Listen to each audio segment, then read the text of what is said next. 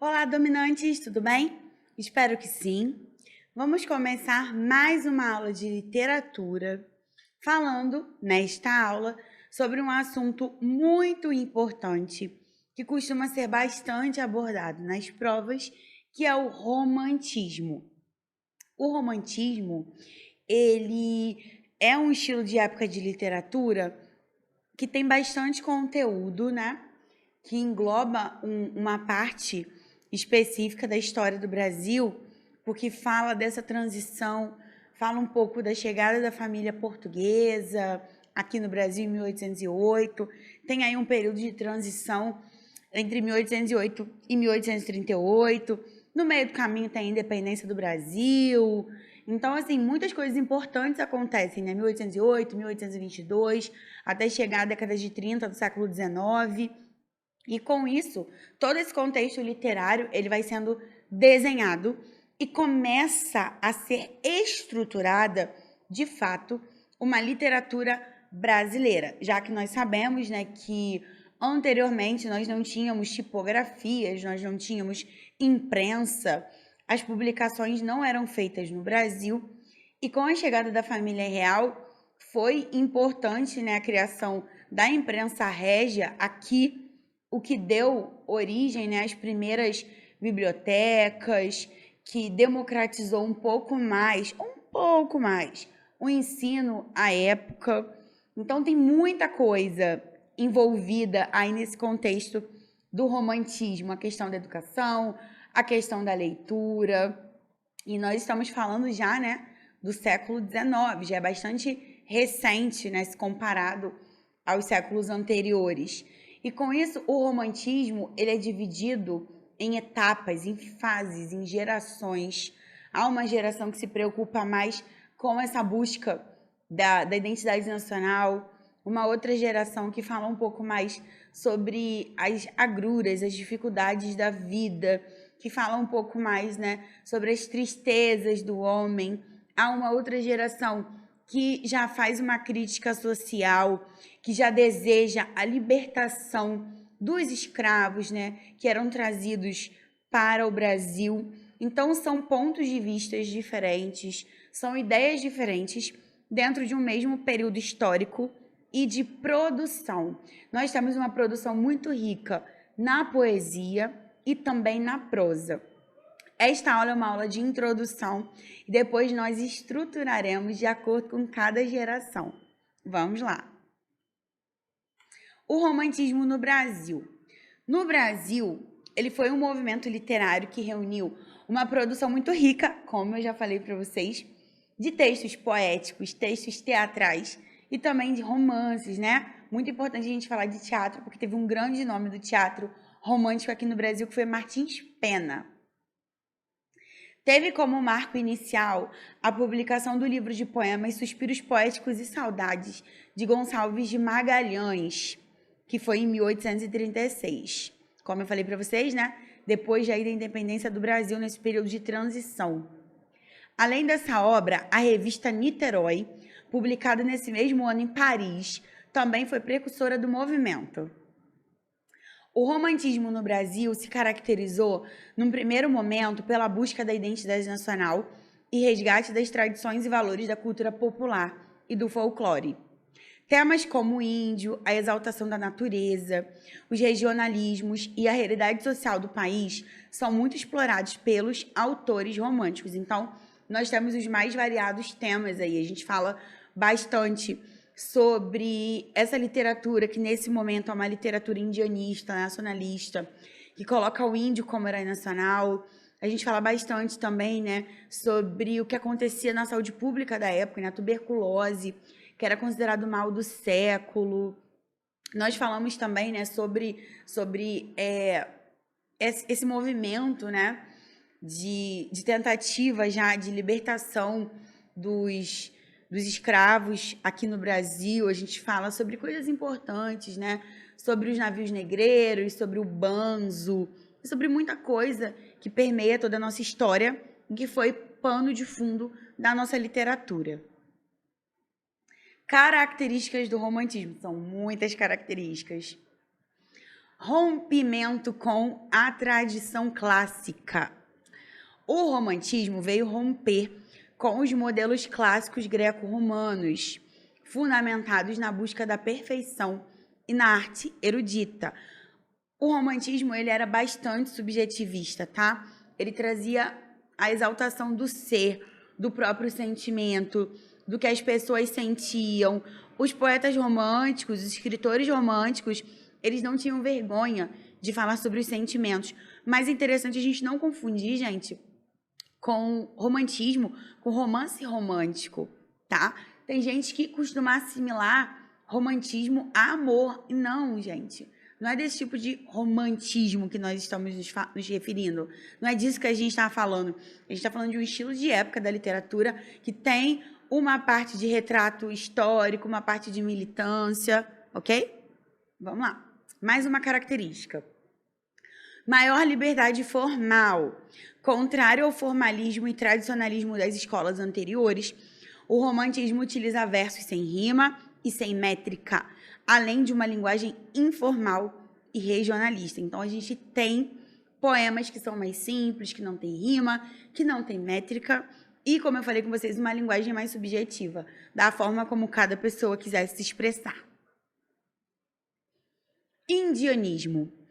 O índio, ele é eleito como herói nacional, sendo idealizado como um ser puro e inocente.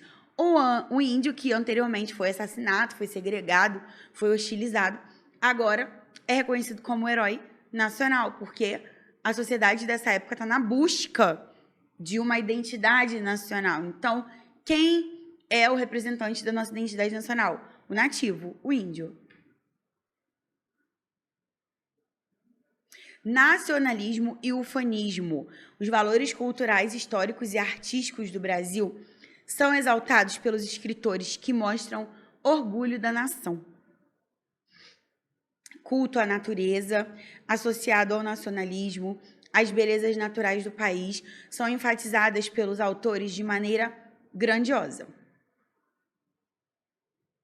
Amor platônico, idealismo, a idealização da sociedade do amor e da realidade são comuns nas obras românticas. Então, como eu falei com vocês, né, havia essa idealização de um amor, de uma musa, né? Oh, musa, amo-te, mesmo que não saibas tudo da minha existência. Amo-te. Então, realmente, era algo bastante idealizado, sabe, gente? Porque eles acreditavam realmente que o simples fato da existência da mulher amada seria o suficiente para que eles fossem felizes, tá? Então, era um amor platônico mesmo.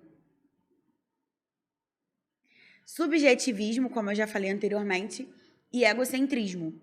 A literatura romântica, ela foca nos sentimentos e emoções dos autores, reunindo textos de caráter individualista. Óbvio que vai focar em temáticas diferentes, porém, sob o ponto de vista de cada escritor e do intuito de cada um, o que cada um quer expressar. Sentimentalismo exacerbado. A supervalorização das emoções pessoais mostra que os escritores desse momento se opõem ao pensamento racional e objetivo. Não, eles não buscavam uma racionalidade. Eles acreditavam que o seu sentimento, né, podia transbordar nas linhas, nos versos, nas palavras. Religiosidade. Tinha também? Tinha. Oposto ao racionalismo, que desconsidera os valores religiosos, no romantismo há uma preocupação em se apegar aos valores cristãos. Por isso fala-se tanto em casamento, em musa idealizada. Evasão e escapismo, como desejo de fugir do cotidiano, da realidade dos sofrimentos. Os autores românticos criam um ambiente idealizado. Então, eles idealizam a sociedade, eles idealizam o casamento, eles idealizam o famoso casaram e foram felizes para sempre. O que mais tarde vocês vão perceber que foi denunciado pelas tendências literárias sucessoras, né, como o realismo. Idealização da mulher, que eu também já citei. Para os escritores românticos, a mulher representava a beleza, a pureza, a inocência e a delicadeza. Então, a mulher era aquele bibelô frágil, que devia ser cuidado. E na maioria dos textos românticos, no final tem o resgate pelo amor. A pessoa, ela podia estar fazendo coisas erradas durante toda a história, mas no final, ela era resgatada pelo amor. Ela era salva pelo amor. Principais escritores desse período, né? Eu vou falar resumidamente, porque nós depois veremos cada uma dessas gerações. No Brasil, o movimento romântico reuniu uma produção literária muito vasta de textos poéticos, teatrais e romances.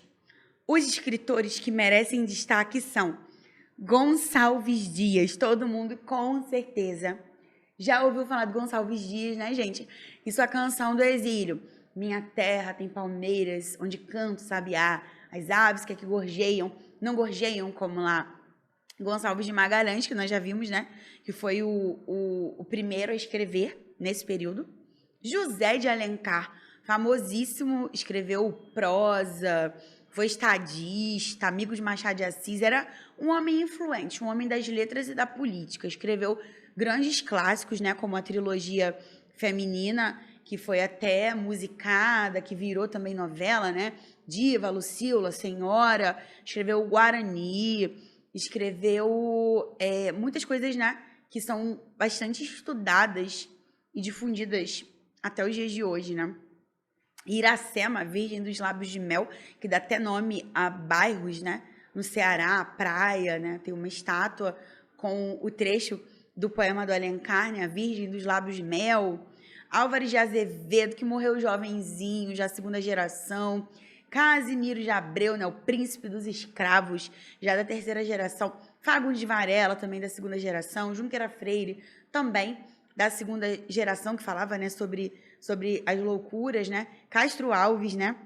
Na verdade, gente, eu falei errado aí. Casimiro, não. Castro Alves, que ficou conhecido, eu me empolguei, né? Castro Alves, que era conhecido como o príncipe dos poetas. Casimiro não, Casimiro escrevia sobre a infância. Oh, que saudade que tenho da aurora da minha vida, da minha infância perdida, né? Vamos lá. Tobias Barreto e Souza Andrade, que já é considerado aí um escritor da transição. Ele já tem uns traços, né, um pouco simbolistas, um pouco mais realistas. Então, nós temos uma produção literária romântica muito forte aqui no Brasil, já na busca dessa afirmação da identidade nacional, nessa afirmação da escrita brasileira, dessa difusão da nossa imprensa, das nossas bibliotecas. Com certeza, a vinda da família real para cá em 1808 foi aí um divisor de águas nas nossas artes. Espero que vocês tenham compreendido que o romantismo ele é um período aí histórico-literário bastante importante, bem vasto, tem bastante informação, tem uma produção artística e literária muito forte, muito grande, e que por isso nós estudaremos as 3 gerações, né, em possibilidades diferentes, estudando aí os escritores, as características, as principais obras. Espero que vocês tenham também assimilado que o romantismo ele trazia muito da subjetividade, mas ainda influenciado pelo contexto histórico da época.